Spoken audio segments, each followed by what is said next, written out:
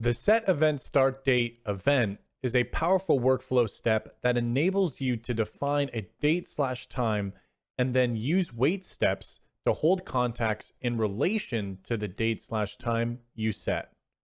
In this video, we'll review the options within the set event start date and time event, as well as common use cases for each. The first option is custom field, which enables you to select a custom field or a custom value to use as a event start date.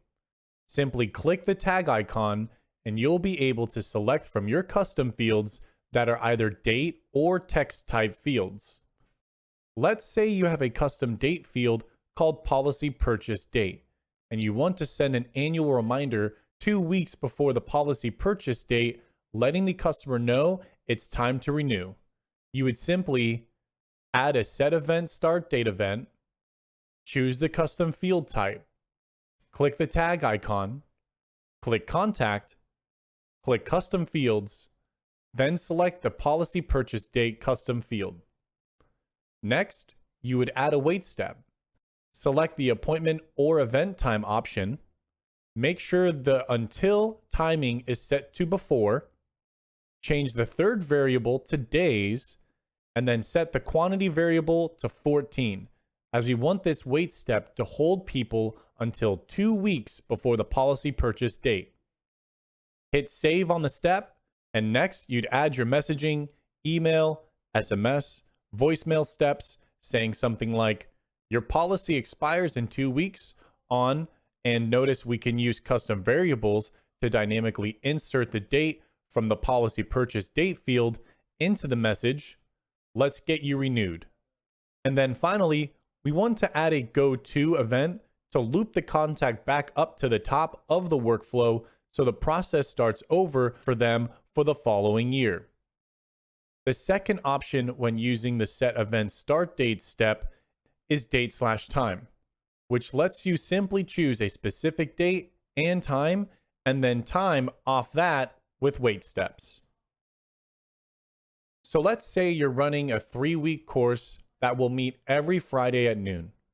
We can add a set event start date step, choose date/time, and then select the first Friday and set the time to noon. We can then add a wait step that sets to wait until 1 hour before the event, then send out the reminder, email, SMS, voicemail. Next, you'd add another set event start date step, select date/time again, and set it to the following Friday at noon. Add another wait, and so on. So we can see how the date/time is a powerful option, as we can send reminders before multiple date and time combinations within one workflow. The third option is the day option, which allows you to select either a current day of the week or current day of the month. This option is great for scenarios like a realtor who runs an open house every, let's say, Monday at 8 p.m. We can set the set event start date step to day, and then set the first parameter to current day of week.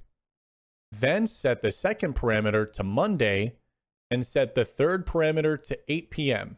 So when a contact hits this step, it will set the event start date to the upcoming Monday at 8 p.m., allowing us to add a wait step that holds the contact until 1 hour before Monday at 8 p.m., and then we can send out reminders and finally use a go-to step to loop them back to the top of the workflow for the next week. Now you know how to use the set event start date step in workflows in order to time wait steps in relation to an event.